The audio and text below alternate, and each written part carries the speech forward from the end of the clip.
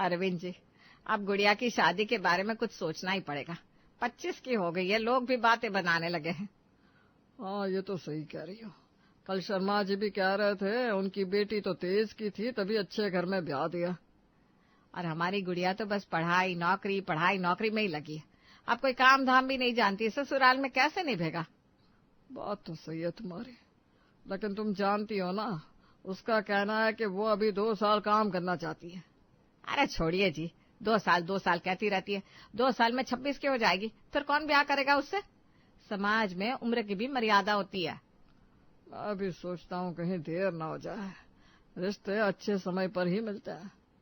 तो फिर कल ही उससे बात करते हैं, साफ साफ कह देंगे अब बहाने बंद कर, नौकरी बाद में भी चल सकती है, पर शादी का रिश्ता निकल गया तो हाथ मलते रह जाएंगे। लेकिन गुड़िया को मनाना आसान नहीं होगा, उसका मिजाज तो तुम जानती हो। अरे इसीलिए तो सोच रही हूँ कि शुरुआत मैं ही करूँ। एक माँ की बात वो मना नहीं कर पाएगी। ठीक है, पर गुस्से में बात मत करना, समझा कर बोलना। आप हमेशा यही कहते हैं, गुस्सा मत करो। मैं क्या हर वक्त गुस्से में रहती हूँ। अरे मैं तो बस कह रहा हूँ कि हमें धीरज से काम लेना होगा। देखिए जी, मुझे तो यही लगता है कि लड़की के हाथ से उम्र निकल गई ना तो पछताना पड़ेगा। कल मोहल्ले में सुनने को मिलेगा, संगीता जी आपकी बेटी अभी तक कुंवारी है। मुझे तो शर्म से जमीन में गड़ जाना पड़ेगा अगर ऐसा हुआ तो। लोगों की बातों की इतनी परवाह क्यों करती हो? क्योंकि ये लोग ही तो कल को ताना मारेंगे और रिश्तेदार हर शादी ब्याह में वही सवाल करेंगे, गुड़िया का क्या हुआ। अरे ठीक है भाई, कल सुबह उससे बैठकर बात कर लेंगे। सुबह क्यों, अभी बुला लेते हैं, देर किस बात की। देखो अभी उसका मूड खराब हुआ तो दिन भर कॉलेज का टेंशन भी होता है।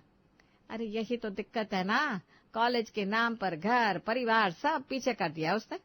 हमारी भी कोई जिम्मेदारी है कि नहीं। ठीक है भाई, बुला लो तुम, मैं देखता हूँ क्या कहती है। गुड़िया, ओ गुड़िया इधर आना जरा, तुम्हारे पापा को कुछ बात करनी है। आओ बेटा बैठो, हमें तुमसे जरूरी बात करनी है। क्या बात है माँ, आप लोग इतने सीरियस क्यों बैठे हैं?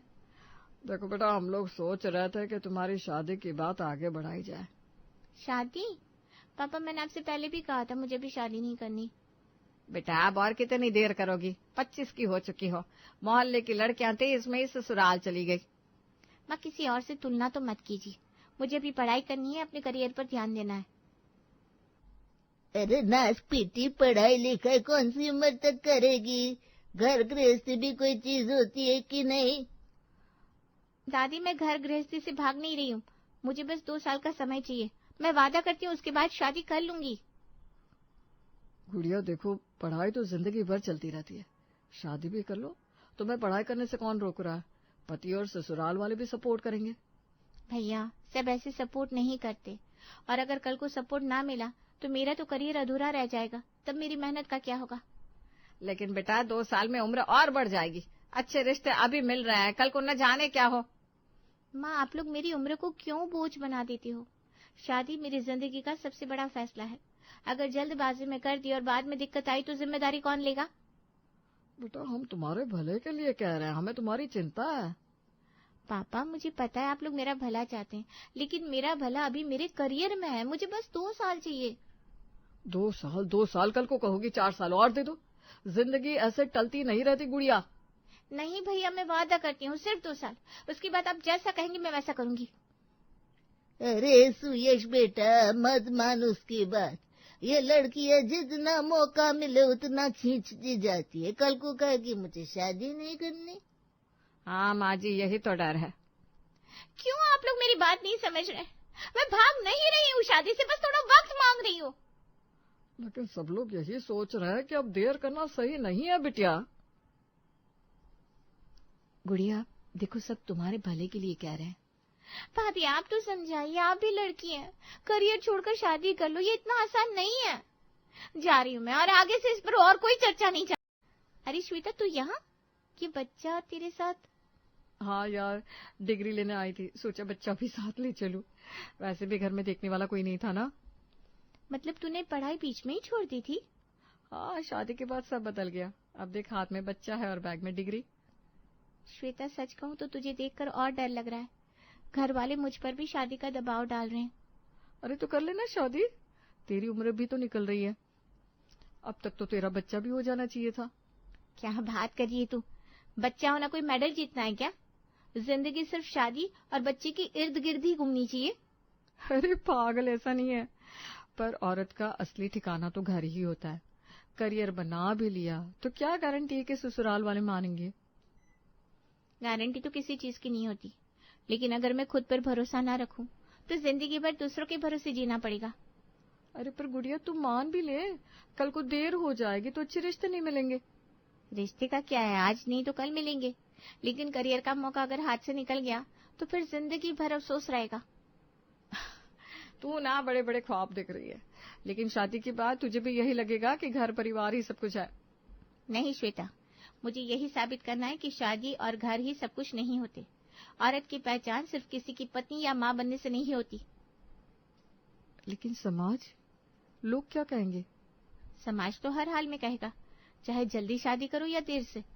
लोग चुप तो बैठने वाले हैं नहीं, तो क्यों ना अपनी शर्तों पर जिया जाए। तेरे अंदर तो आग है गुड़िया, पर पता नहीं तेरे घर वाले मानेंगे या नहीं। यही तो परेशानी है, सबको लगता है शादी ही सबका हल है। कोई ये नहीं समझता कि मेरी भी कुछ इच्छाएं हैं।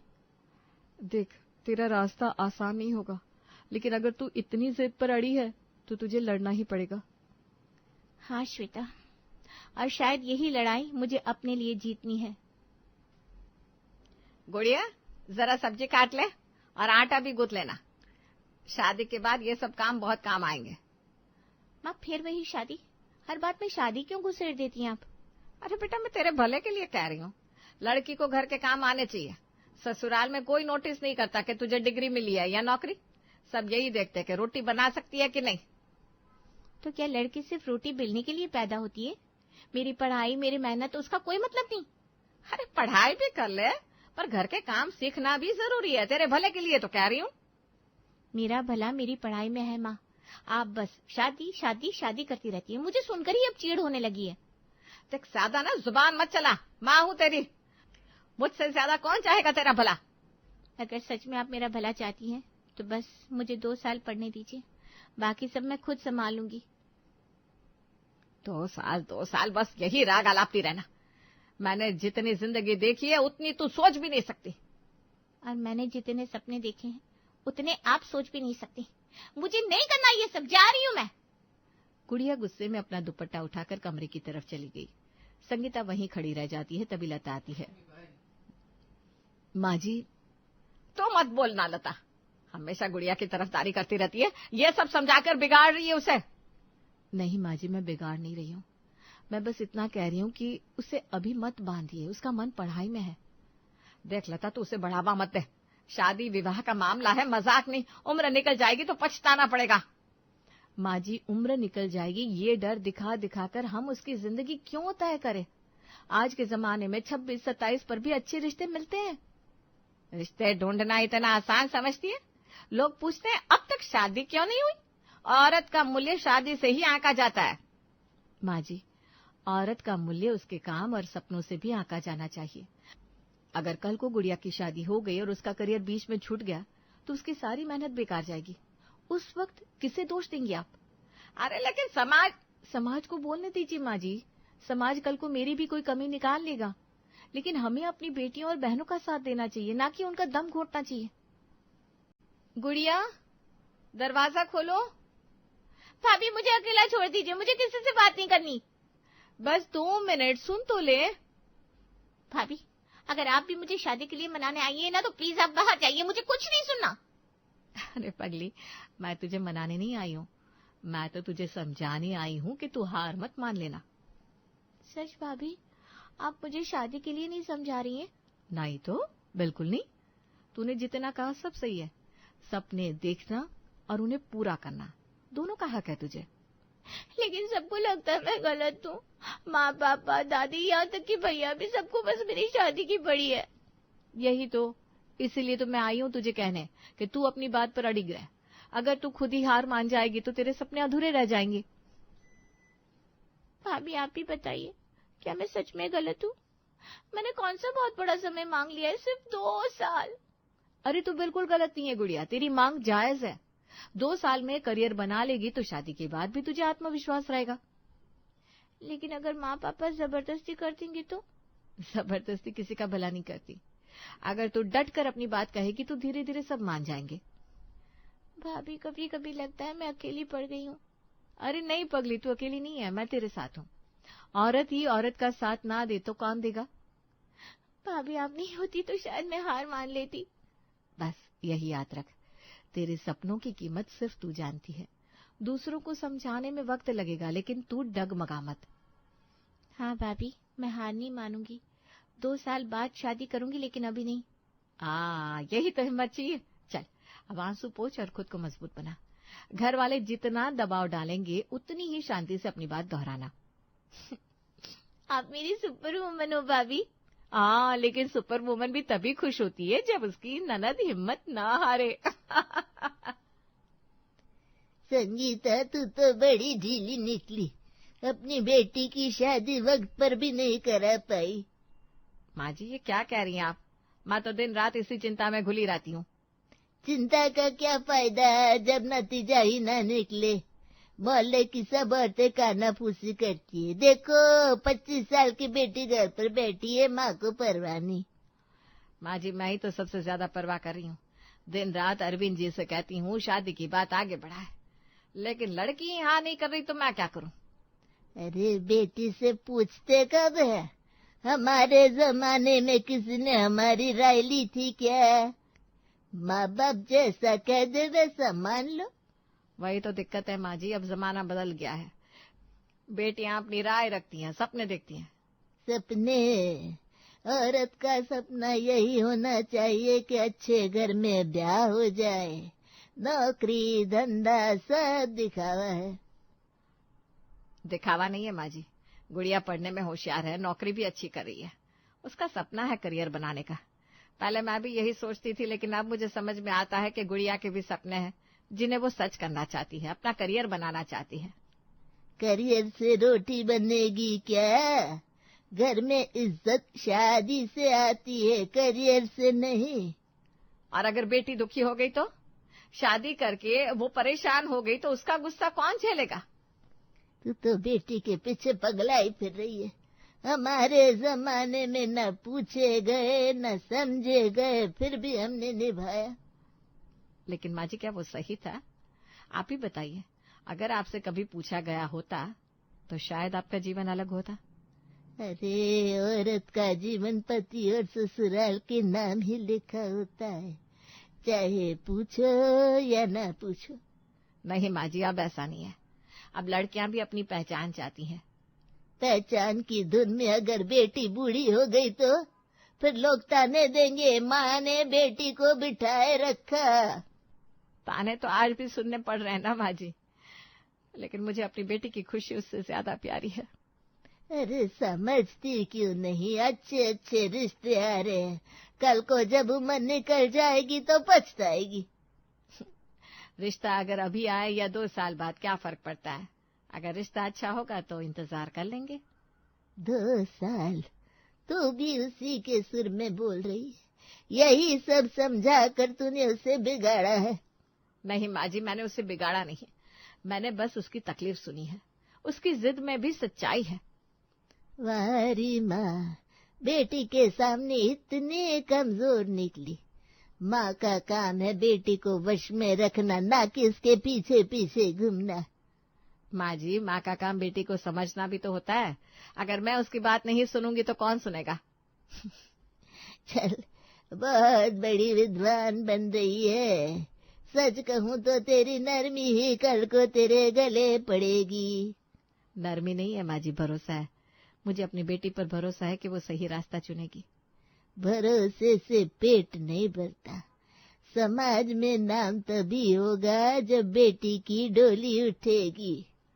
और मेरी बेटी का नाम तभी होगा जब वो अपने पैरों पर खड़ी होगी। तेरी सोच मुझे कभी समझ नहीं आएगी। और आपकी सोच मुझे कभी मंजूर नहीं होगी माँ जी। गुड़िया अब और कितना सोचेगी? उम्र निकल जाएगी, फिर अच्छे रिश्ते कहाँ से मिलेंगे? बिल्कुल, बेटी की शादी जितनी जल्दी हो जाए उतनी अच्छी, हमें भी चैन मिले। क्यों सब लोग मेरी शादी को लेकर पड़े रहते हो? पढ़ाई भी कोई चीज होती है। मैंने कहा ना मुझे अभी नहीं करनी शादी। ये पढ़ाई लिखाई बहाना है। असल में मन में शादी नहीं है। औरत की असली जगह ससुराल में होती है और हम सब ये तेरे भले के लिए सोच रहे हैं। मेरा भला सोच रहे हैं या अपना चैन? आप सबको लगता है कि मुझे विदा करके जिम्मेदारी से छुटकारा मिल जाएगा? ये कैसी जुबान है, बड़ों से ऐसे बात करते हैं। तो मैं क्या करूं? अपनी बात कहूं तो गलत, चुप रहूं तो मन ही मन घुटूं। बेटियां ऐसे अकड़ दिखाएगी तो समाज में हमारी इज्जत कहाँ रहेगी? लोग पूछते हैं इतनी बड़ी लड़की घर पर क्यों बैठी है? बस दादी सा, यही तो दिक्कत है।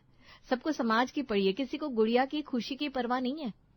आप सब गुड़िया पर इतना दबाव डाल रहे हैं। क्या आपने सोचा कल को अगर उसकी शादी नहीं चली तो जिम्मेदारी कौन लेगा? आप लेंगे दादी सा? ये कैसी बात कर रही है बहू? मैं तो बाहर भी नहीं निकलती हूँ, बूढ़ी हो गई हूँ, मैं जिम्मेदारी कैसे लूं? ये सब छोड़, शादी निभानी ही पड़ती है। नहीं दादी सा, शादी तभी निपटी है जब दोनों तैयार हों। जब लड़की खुद ही तैयार नहीं है तो क्यों जबरदस्ती? कल को अगर उसका घर टूट गया तो लोग फिर क्या कहेंगे? तब कौन सामने आकर कहेगा कि हमने दबाव बनाया था? लता, तू समझ नहीं रही, हम माँ बाप है, हमें फिक्र है। माँ जी, फिक्र होना गलत बात नहीं है, लेकिन फिक्र का मतलब मजबूरी थोड़ी ना होता है। गुड़िया ने बस 2 साल मांगे हैं, बस 2 साल। क्या ये इतना बड़ा है? लेकिन लड़की जितनी बड़ी होती जाएगी रिश्ते भी उतने मुश्किल हो जाएंगे। बाबूजी, रिश्ते मुश्किल तब होते हैं जब हम लड़की को बोझ समझते हैं। अगर हम बेटी की पढ़ाई को, उसकी काबिलियत को आगे रखेंगे तो अच्छे रिश्ते खुद चलकर आएंगे। बिल्कुल भाभी, मैं बस यही चाहती हूँ कि मुझे थोड़ा वक्त मिले। गुड़िया, तू हिम्मत मत हार, मैं तेरे साथ हूँ। अरे बहू, लोग ताने देंगे। लोग तो दादी सा हमेशा कुछ न कुछ कहते ही रहेंगे। आज कहेंगे शादी नहीं हुई, कल कहेंगे देर से हुई, परसों कहेंगे शादी क्यों टूटी। लेकिन अगर गुड़िया की जिंदगी बर्बाद हो गई ना तो ताने सुनकर भी हम चैन से जी नहीं पाएंगे। वैसे शायद लता सही कह रही है। देखा जाए तो बात तो सही है, हमें बेटे की खुशी को पहले रखना चाहिए। ठीक है, अगर सबको यही ठीक लगता है तो मैं भी कुछ नहीं कहूंगी। धन्यवाद दादी सा, धन्यवाद मम्मी पापा। तो तय हुआ, गुड़िया पहले अपनी पढ़ाई पूरी करेगी, फिर सब मिलकर उसके लिए अच्छा रिश्ता ढूंढेंगे। ये भी ठीक ही है। बिल्कुल यार, नीचे गार्डन है, बच्चों के लिए प्ले एरिया, और सोचो एक मिनी थिएटर भी है। थिएटर मतलब फिल्म देखने का? हाँ यार, हर वीकेंड वहाँ मूवी लगती है, सब फैमिली वाले वहीं मिलते हैं। वाह, मजा आ गया सुनकर। और तो और स्विमिंग पूल भी है, क्लब हाउस भी, मतलब वहाँ रहना ही अपने आप में क्लास की बात है। अच्छा, अरे वाह। और वहाँ कोई पुरानी कॉलोनी टाइप वाले लोग नहीं है, सब पढ़े लिखे स्टैंडर्ड स्टेटस वाले लोग रहते हैं। अरे भाई, हम लोग तो छोटे लोगों की कॉलोनी में है ना। नहीं सुमन, मैं बस कह रही हूँ कि वहाँ सबके पास कार है, हर घर में एसी, सबका अपना स्टैंडर्ड है। महक अब ऑफिस से सीधा घर आई, लेकिन उसका दिमाग अब भी मोना की बातों में ही उलझा हुआ था। उसने सोच लिया था कि अब इस छोटी कॉलोनी से निकलकर खुद भी एक अच्छे सोसाइटी वाले फ्लैट में रहेगी। जैसे ही प्रभाकर घर आया, उसने सीधे उससे ये बात छेड़ दी। सुनिए ना प्रभाकर, एक बात कहनी है। हाँ बोलो, क्या हुआ? बहुत सोच में लग रही हो। देखो ना, 2 साल हो गए इस घर में, ना लोकेशन ढंग की है ना लोग। मैं यहाँ बहुत बोर हो गई हूँ। अरे अचानक ये सब क्यों सोच रही हो? ऑफिस में मोना की बातें सुनकर लगा कि हम भी अच्छा फ्लैट अफोर्ड कर सकते हैं। देखो, पूजा की शादी, मम्मी की जिम्मेदारी, ये सब भी तो है ना। अरे पूजा की शादी अभी 3-4 साल बाद होगी और हम दोनों जॉब कर रहे हैं ना, EMI मैनेज हो जाएगी। बात तो सही है, और हाँ, तुम भी कम कमाने वाली नहीं हो। बिल्कुल। और देखो, आजकल रहन सहन भी तो जरूरी है। सोसाइटी की लाइफ यहाँ से अच्छी होगी, फिर हमारा स्टैंडर्ड भी सही होने लगेगा। ठीक है, देखते हैं, 3 BHK फ्लैट ढूंढते हैं अच्छी लोकेशन पर। बिल्कुल, मैं भी पता करती हूँ। अगले ही हफ्ते प्रभाकर ने एक अच्छी सोसाइटी में 3 BHK फ्लैट ढूंढ लिया। बैंक से लोन अप्रूव हुआ, EMI बन गई और कुछ ही समय में पूरा परिवार वहां शिफ्ट हो गया। नया घर देखकर सबके चेहरे खिल उठे। नई सोसाइटी, नई शुरुआत, नया जोश सबके भीतर दिख रहा था। बेटा, ये घर तो सपना जैसा लग रहा है, भगवान तुझे और तरक्की दे। मम्मी, आपको अच्छा लगा तो मेरी मेहनत सफल हुई समझो। वाह भैया, अब तो मैं मेरी फ्रेंड्स को बुलाकर यहाँ पार्टी करूंगी। और मम्मी जी, अब आपके और पूजा के लिए एक पूरा कमरा है। तू बहुत समझदार है बहू। तूने मकान को घर बना दिया। और हाँ, अब यहाँ कोई भी रिश्तेदार आए तो तीसरे कमरे में आराम से रह सकता है और किसी को कोई दिक्कत भी नहीं होगी। और यहाँ का माहौल तो देखो कितना साफ सुथरा है। और सबके घरों में गाड़ियां भी है। बहुत क्लासी लोग रहते हैं यहाँ। कुछ ही दिनों में महक का दिमाग अब सोसाइटी की स्टैंडर्ड लाइफ में रमने लगा था। जब उसने देखा कि हर घर के सामने एक कार खड़ी है और सभी घरों में एसी लगे हैं, तो उसने भी प्रभाकर से कार खरीदने की जिद की। प्रभाकर, अब हमें भी कार ले लेनी चाहिए। अरे पर अभी तो ईएमआई चल रही है घर की। पता है, लेकिन देखो ना, बाकी सबके पास कार है। अगर हमारे पास नहीं हुई तो लोग बातें बनाएंगे। ठीक है, लेकिन उससे ईएमआई थोड़ा और बढ़ जाएगा। तुम्हें क्या लगता है मैं फालतू मांग रही हूँ? अरे ये अब नेसेसिटी बन गई है। हाँ हाँ ठीक है, वैसे उससे ऑफिस जाना भी आसान हो जाएगा। एसी कार ही लेना, तभी सबको लगेगा कि हमारा भी स्टैंडर्ड है। ठीक है, कल ही बुक कराता हूँ एक अच्छी सी कार। प्रभाकर ने ज्यादा मना नहीं किया और उसने 5 साल की ईएमआई पर एक नई एसी कार ले ली। वाह बेटा, गाड़ी ले ली, अब तो हमारी इज्जत और बढ़ गई इस सोसाइटी में। हाँ मम्मी जी, अब जो भी यहाँ आएगा ना, हमारे घर की तरफ देखकर बोलेगा, वाह क्या लाइफ है इनकी। मेहनत से सब कुछ मिल ही जाता है, बस एक दूसरे का साथ बना रहना चाहिए। अब महक और प्रभाकर की जिंदगी पहले से बहुत बदल चुकी थी। घर, नई कार और सोसाइटी की चमक दमक में वो लोग पूरी तरह रम चुके थे। लेकिन एक दिन महक ने बालकनी में खड़े होकर दिखा, अरे यार ये क्या, सबके घर में तो एसी लगी है, मतलब ये भी बहुत जरूरी है। महक को अब सोसाइटी में अपनी पहचान बनानी थी। हर घर में एसी लगे थे, लोग शाम को बालकनी में चाय पीते हुए बातें करते और वो खुद को पिछड़ा महसूस करती। उसने फैसला कर लिया कि अब चाहे जैसे भी हो उसे एसी लगवाना है, ताकि उसका स्टैंडर्ड भी सोसाइटी में चल सके। प्रभाकर, मैं सोच रही थी हमें भी एक एसी लगवा लेना चाहिए। महक, अभी अभी कार ली है, ईएमआई वैसे ही टाइट चल रही है, अब एसी। अरे पर सबके घरों में है, सिर्फ हमारे यहाँ नहीं है, लोग क्या सोचेंगे? अरे लोग कुछ नहीं सोचेंगे, उन सबकी अपनी अपनी हैसियत है। तो क्या हमारी कोई हैसियत नहीं है? क्या मैं दूसरों से कम हूँ? अरे ऐसा मैंने कब कहा, लेकिन ईएमआई का भी हिसाब समझो यार। अरे ईएमआई से ज्यादा जरूरी सोसाइटी में इज्जत है। ठीक है, जो तुम चाहो, मैं मना नहीं कर रहा। थैंक यू प्रभाकर, अब मेरा सिर सोसाइटी में सबसे ऊंचा होगा। घर में एसी लग गया, लेकिन अब हालात बिगड़ने लगे। महक के इस एक फैसले ने घर की कमर तोड़ दी। अब प्रभाकर की पूरी सैलरी ईएमआई में चली जाती और महक की सैलरी से घर चलता। पूजा की शादी के लिए पैसे जोड़ना तो दूर, बचत तक नहीं हो पा रही थी। तभी एक दिन पूनम की तबीयत अचानक खराब हो गई। हे भगवान, मेरी कमर में बहुत दर्द है, कोई अस्पताल ले चलो। सॉरी मम्मी जी, आज मेरी मीटिंग है, ऑफिस से छुट्टी नहीं मिलेगी, आप इनको ले जाओ। अरे मेरा भी प्रोजेक्ट चल रहा है और छुट्टी ली तो सैलरी कटेगी। नहीं नहीं, मैं नहीं ले जा सकता, तुम ले जाओ। अरे बेटा, मैं बहुत परेशान हूँ, ऐसे दर्द में कैसे रहूं। भाभी, एक दिन की छुट्टी से कुछ नहीं बिगड़ेगा, मम्मी की हालत तो देखो। तुम नहीं समझोगी पूजा, ऑफिस जाना जरूरी है, नहीं तो बहुत दिक्कत हो जाएगी। मम्मी, मैं शाम को ले चलूंगा, अभी थोड़ा संभाल लो। हाय राम, ऐसी बहू किसी को ना मिले जो दर्द में भी अकेला छोड़ दे। कुछ दिन बाद पूनम ने जब खुद को थोड़ा ठीक महसूस किया तो उसने महक से एक बात छेड़ी। महक बेटा, अब तुम्हारी शादी को 2 साल हो गए हैं, बच्चे का भी तो सोचो। जी मम्मी जी, सोचूंगी।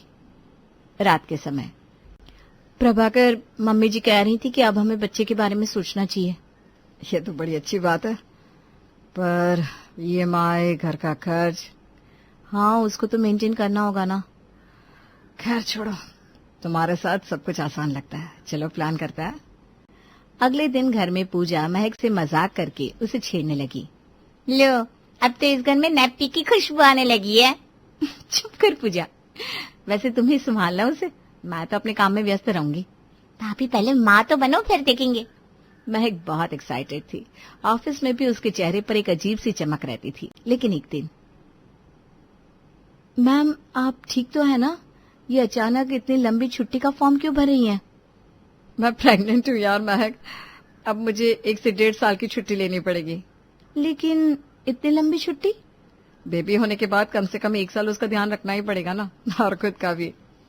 ओ गॉड, हम तो कैसे भी करके घर चला रहे हैं, ऐसे में सिर्फ प्रभाकर की सैलरी से कुछ नहीं चल पाएगा।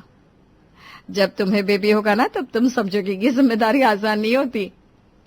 हाँ जी मैम, बिल्कुल। महक घर आई तो उसका चेहरा उतरा हुआ था। प्रभाकर ने पूछा तो उसे सारी बात बताई। ये सुनकर दोनों सोच में डूब गए। तो अब क्या सोच रही हूँ महक? मुझे तो बहुत डर लग रहा है। अगर मैं आज छुट्टी लूंगी तो घर कैसे चलेगा? मैं हूं ना तुम्हारे साथ। अरे लेकिन तुम्हारी पूरी सैलरी ईएमआई में चली जाती है। हाँ, और मम्मी की तबीयत भी आजकल अचानक से खराब हो जाती है। बेबी होने का मतलब है मुझे पूरा कम से कम 2 साल घर बैठना पड़ेगा। फिर क्या होगा? शायद हमें अभी रुक जाना चाहिए। लेकिन मैं चाहती थी कि इस घर में भी बेबी हो। अरे होगा ना, बस थोड़ा और वक्त चाहिए हमें। महक और प्रभाकर ने बच्चे की प्लानिंग फिलहाल टाल दी, लेकिन ये फैसला उनके दिल में कसक छोड़ गई। लेकिन महक अब मां बनने के ख्याल में इतनी खो गई कि उसने सोच लिया चाहे जैसे भी हो शुरुआत तो करनी है। प्रभाकर, अगर हम कुछ लोगों से उधार ले लें तो कम से कम एक शुरुआत तो हो सकेगी ना? पता नहीं महक, कोशिश कर सकते हैं, शायद कोई हमारी मजबूरी समझे। अब दोनों ने अपने अपने दोस्तों और रिश्तेदारों से मदद मांगने की कोशिश की, लेकिन वो जो भी दरवाजा खटखटाते जवाब में सिर्फ ताने और बेइज्जती मिलती। फिर बहुत सोच समझकर महक अपनी मामी को कॉल लगाती है। अरे बेटा, जब तेरी औकात नहीं थी तो सोसाइटी में फ्लैट क्यों खरीदा? अब नाटक कर रहे हो, मदद चाहिए, मदद चाहिए। महक अपने दोस्त को कॉल करती है। यार सुमन, अर्जेंट में कुछ पैसे चाहिए, मैं धीरे धीरे दे दूंगी। क्यों, क्या हुआ? वैसे मैंने सुना है तूने अभी फ्लैट और नई कार भी ली है। हाँ यार, उसके अलावा भी ना बहुत खर्चा हो गया है। हम लोग ना एक प्लान कर रहे हैं, उसमें थोड़ी मदद कर देगी? महक, तू कितनी बेशर्म हो गई है। प्लान तेरे हैं और भीख मुझसे मांग रही है। अगर तेरी औकात नहीं थी तो छोटे सपने देखा करना। ये सुनकर महक कॉल काट देती है। उधर प्रभाकर अपने कॉलेज के फ्रेंड से बात करता है। प्रभाकर, तू भी गजब है यार। ईएमआई तो भर नहीं पा रहा, बच्चा पैदा करने का सपना देख रहे हो, वो भी उधारी का। देख भाई, जब औकात ना हो तो जमीन पर रहना चाहिए। बच्चा पैदा करे तू और उसका खर्चा उठाऊ मैं, हद है बेशर्मी की। अब महक एक रिश्तेदार से मदद मांगती है। महक, तुमसे ये उम्मीद ना थी। दूसरों से उधार लेकर जिंदगी चलानी है क्या तुम लोगों को? अब प्रभाकर पड़ोसी शर्मा जी से मदद मांगता है। बेटा, जब जेब खाली हो ना तो जिम्मेदारी नहीं उठानी चाहिए। ये कोई खेलने की चीज नहीं है। पास में खड़ी एक और पड़ोसन फुसफुसाती है। देखो, पैसे है नहीं और बच्चा चाहिए इनको। इन लोगों की तो सोच ही गिरी हुई है। ये सब सुनकर महक की आंखों में आंसू आ जाते हैं। क्या हम इतने बुरे हैं कि कोई हमारी मजबूरी भी नहीं समझ सकता? न कोई दोस्त, न रिश्तेदार, न पड़ोसी, कोई उन दोनों की मदद नहीं करता। अब महक और प्रभाकर बचत के हर तरीके अपना रहे थे। सब्जी, दूध, राशन सब सीमित खरीदते थे, लेकिन सोसाइटी वालों को ये सब चुभने लगा था। एक दिन जब महक सब्जी ले रही थी तो सब्जी वाली औरत ने सबके सामने उसको ताना मार दिया। मेम साहब, हर बार 4-5 रुपए के लिए लड़ती है, शर्म नहीं आती क्या? इतने बड़े फ्लैट फिर भी 10-10 रुपए के लिए बहस करती है। पास में खड़ी औरतें हंस पड़ती हैं। इसको देखो, इसको देखकर लगता नहीं कि ये सोसाइटी की है। इनकी औकात ही नहीं है, पता नहीं इनको ये फ्लैट कैसे मिल गया। अरे मैं सिर्फ थोड़ा कम लेना चाह रही थी और तू ऐसे बोल रही है। मार्केट से 3 गुना ज्यादा दाम में तो सब्जी बेचती हो तुम।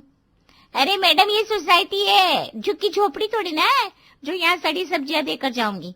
यहाँ बड़े लोग रहते हैं, फटीचर नहीं। ये सुनकर पास खड़ी सारी औरतें महक पर हंसने लगती हैं और वो गुस्से में घर आ जाती है। अगले दिन अचानक शाम को पूनम की तबीयत बिगड़ गई। ये देखकर प्रभाकर और महक घबरा गए। प्रभाकर, जल्दी से कार निकालो, हमें हॉस्पिटल चलना पड़ेगा। भाभी, मम्मी ठीक तो है ना? परेशान मत हो पूजा, मम्मी जी को हॉस्पिटल ले जाना पड़ेगा। पूनम को तुरंत हॉस्पिटल ले जाया गया। डॉक्टर जिसने पूनम का केस लिया वो बहुत विनम्र और समझदार इंसान था। होश आया तो उससे बात करने का मौका मिला। घबराइए मत आंटी जी, अब आप बिल्कुल ठीक है। बेटा, तुम कौन सी कास्ट के हो? मैं कुशवाहा हूँ आंटी जी। अरे वाह, हम भी कुशवाहा हैं। बेटा, शादी हुई है तुम्हारी? नहीं आंटी जी, अभी नहीं। इतने बड़े डॉक्टर हो, खूब दहेज मिलेगा तुम्हें तो। नहीं आंटी जी, मैं दहेज के सख्त खिलाफ हूँ और मेरे घर में भी कोई दहेज नहीं लेता। हम तो बस ऐसी लड़की चाहते हैं जो हमारे परिवार को समझे, मेरा साथ दे। ये सुनकर पूनम की आंखों में चमक आ जाती है। वो मन ही मन सोचती है कि पूजा के लिए ये लड़का ठीक रहेगा। उसी समय महक और प्रभाकर अस्पताल पहुंचते हैं। मम्मी जी, अब कैसी तबीयत है आपकी? डॉक्टर साहब, आपका बहुत बहुत शुक्रिया। अब अस्पताल से लौटने के बाद पूनम का मन डॉक्टर की सादगी से बहुत प्रभावित था। वो एक पल भी नहीं चुकी और उसके घर पहुंचते ही